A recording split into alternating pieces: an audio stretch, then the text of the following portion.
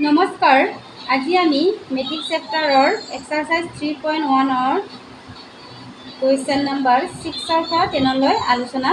কৰিম। Question number 6 হৈছে তলৰ সমীকৰণবোৰৰ পৰা x, y আৰু z ৰ মান নিৰ্ণয় কৰা। এতিয়া কুৱেশ্যন নম্বৰ 1 আছে 4 3x 5 y z 1 5। এতিয়া এইবোৰ মেট্ৰিক্স আমি কি বুলি কওঁ, ইকুৱেল থকাৰ কাৰণে আমাৰ কি হয়, এইটো ইকুৱেলিটি অফ মেট্ৰিক্স মানে সমান মৌলকক্ষ বুলি কওঁ। এতিয়া আমি তুলনা কৰিব লাগিব। লেফ্ট হেণ্ড চাইডৰ চাওকচোন, a11টো আমাৰ 4, a12 3, a21 x, আকৌ a22 5। আকৌ ঠিক তেনেদৰে ৰাইট হেণ্ড চাইডৰ a11 y, a12 z, a21 1 আৰু a22 5। এতিয়া আমাৰ ইকুৱেল হোৱাৰ কাৰণে আমি a11টো আৰু লেফ্টৰ a1 আৰু ৰাইটৰ a11টো আমাৰ ইকুৱেল হ'ব। তেনেহ'লে আমাৰ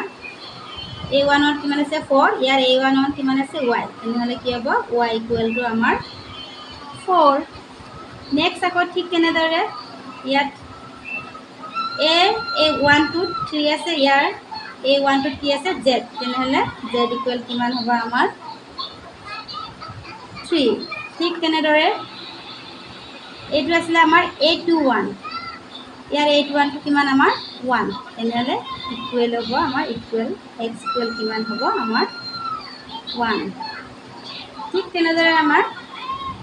আমি এনেকৈ x y z ৰ মান উলিয়াব পাৰোঁ। এতিয়া 2 নম্বৰ কুৱেশ্যনটো হৈছে আমাৰ,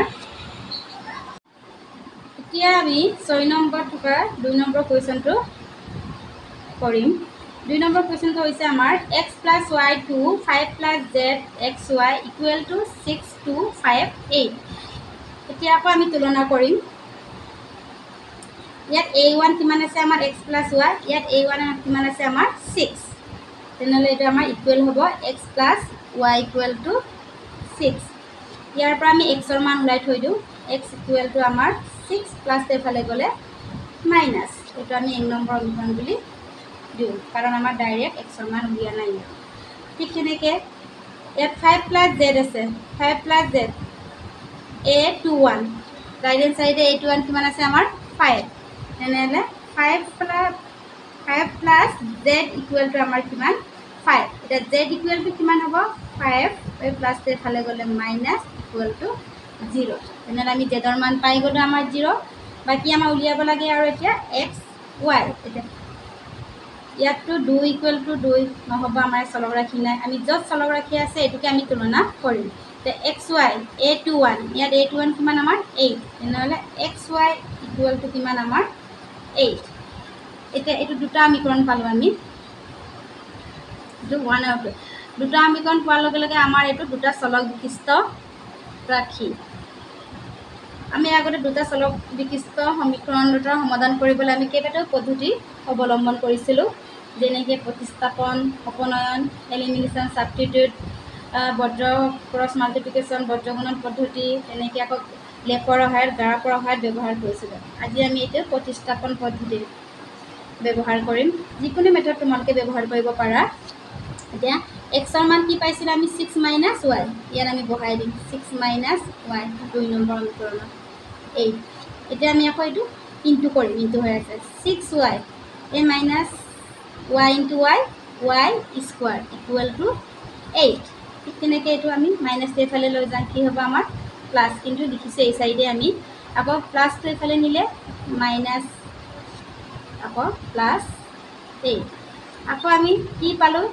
y² - 6y + 8, এইটো আমাৰ এটা দ্বিঘাত সমীকৰণ। আমি কেনেকৈ দ্বিঘাত সমীকৰণ বুলি চিনি পাম, ইয়াত স্কোৱাৰ থকাৰ কাৰণে, দ্বিঘাত মানে আমাৰ দুটা, সেইকাৰণে আমাৰ এইটো দ্বিঘাত সমীকৰণ। আৰু দ্বিঘাত সমীকৰণৰ কাৰণে আমি কি ব্যৱহাৰ কৰিম, সমাধান কৰিবলৈ আমি উৎপাদক বিশ্লেষণ, উত্তৰৰ সহায়ত প্ৰকাশ কৰা আৰু বজ্ৰগুণন পদ্ধতি। আমি এতিয়া উৎপাদক বিশ্লেষণ পদ্ধতি অৱলম্বন কৰিম। তোমালোকে উত্তৰও প্ৰকাশ কৰিব পাৰা আৰু বজ্ৰগুণন পদ্ধতিও ব্যৱহাৰ কৰিব পাৰা। এতিয়া আমি উৎপাদক বিশ্লেষণটো তোমালোকে প্ৰায় ল'ৰা ছোৱালীয়ে জানে, এইটো y² মানে 8 * 1 = 8। এতিয়া আমি কোনকেইটা দুটা অংকীয়া স্বাভাৱিক সংখ্যা পূৰণ কৰিলে আমি 8 পাম, যেনেকৈ 4 * 2 = 8 তেন্তে আকৌ ইয়াত কি চিন আছে আমাৰ প্লাছ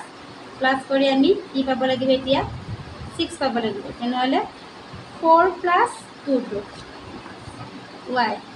+ 8 = 0 এতিয়া আকৌ আমি y² - 4y - plus minus 2y + 8 = 0 এতিয়া আকৌ y এটা কমন লওঁ এই দুটাৰ পৰা y কমন ল'লে কি থাকিলে y - 4 ইয়াৰ পৰা আমি কি কমন ল'ম 2 কমন ল'লে y - 4 = 0 আকৌ আমি y - 4 কমন লওঁ y - 4 y - 2 = 0 যদি y - 4 = যদি 0 হয় তেনেহ'লে y = কি হ'ব আমাৰ 4 আকৌ y - 2 = যদি 0 হয় তেনেহ'লে y = কি হ'ব আমাৰ 2 তেনেকৈ আমি y ৰ মানটো উলিয়ালোঁ এতিয়া আমি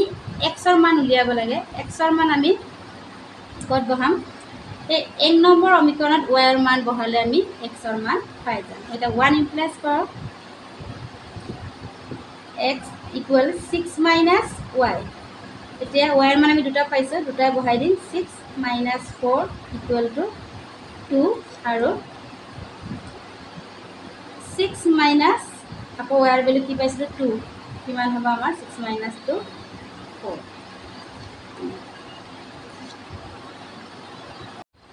এতিয়া আমাৰ x y z ৰ মান পালোঁ x = 2 হ'লে আমাৰ y ৰ মান কিমান পাইছিলোঁ আমি 4 তেনে y = 4 আৰু z =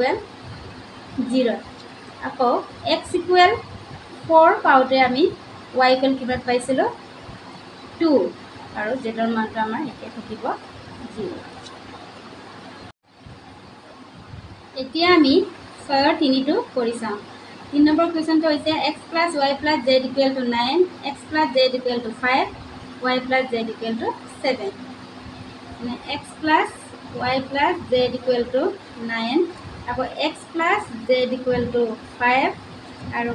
y + z = 7 ইয়াত আমি কি x + z কিমান পাইছোঁ আমি 5 তেনেহ'লে ইয়াত আমি x + z ৰ মান বহাই দিম 5 প্লাছ আকৌ y টো থাকিলে y = 9 ইয়াৰ পৰা আমি y ৰ মান উলিয়াব পাৰোঁ 9 এই প্লাছ লৈ ফালে গ'লে কি হ'ব আমাৰ -9 - 5 = 4 ঠিক তেনেদৰে y + z কি আছিলে আমাৰ 7 ইয়াত y ৰ মান বহাই দিম y ৰ মান কিমান পাইছোঁ 4 প্লাছ z = 7 and z = 7 - 4 = কিমান হ'ব 3 আকৌ x + z = 5 z ৰ মান কিমান পালোঁ 3 ইয়াত বহাই দিম x + 3 = 5 x = 5 প্লাছ এইফালে গ'লে মাইনাছ কিমান হ'ব 5 - 3 কিমান 2 গতিকে x = 2 y = 4 আৰু z = আমাৰ 3 পালোঁ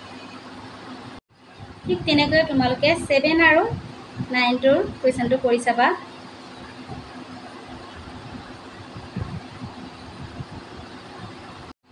এতিয়া 8 নম্বৰ কুৱেশ্যনটো চোৱা a = aij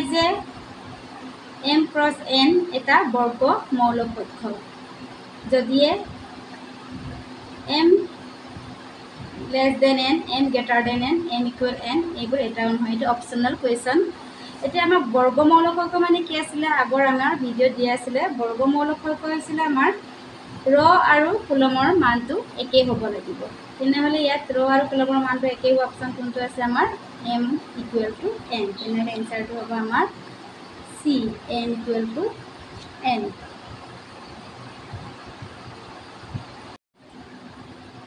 আমাৰ এতিয়া 10 নম্বৰ কুৱেশ্যনটো হৈছে মৌলবোৰ 0 বা 1লৈ গঠন কৰিব পৰা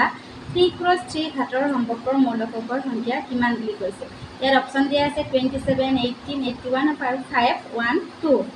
এতিয়া আমাৰ এই 3 × 3টো প্ৰথমটো হৈছে আমাৰ ৰ আৰু দ্বিতীয়টো হৈছে আমাৰ কুলম এতিয়া এনেকুৱা প্ৰশ্ন আহিলে কেনেকৈ সমাধান কৰিবা তাৰ কাৰণে তোমালোকে এটা ফৰ্মুলা এটা মনত ৰাখিব লাগে 2n × m n মানে ৰ আৰু m মানে হৈছে আমাৰ কুলম এই প্ৰশ্নত তুলনা কৰাচোন 3 এনৰ মান কিমান আছে 3 আৰু এমৰ মান কিমান আছে আমাৰ 3 তেনেহ'লে 2 3 ক্ৰছ 3 কিমান হ'ব আমাৰ 9 তেনেহ'লে 2 যদি 9 বাৰ ইনটু কৰা হয় কিমান হয় 1 2 3 4